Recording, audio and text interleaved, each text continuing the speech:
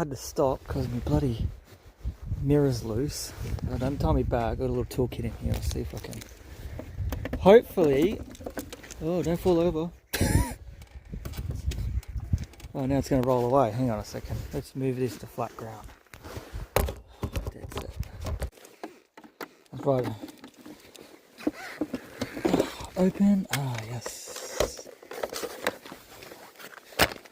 There I have a little spanner in here, which should be for my mirrors. Hopefully. Oh, looks about right. Aha. All I needed to do was nip that up. Oh, sweet. Look at the spot though. Beautiful river. It's so quiet too, it's beautiful. No noise. Magic. Bird down on a log down there. Anyways, that should fix that problem, hopefully. Yeah, that's better.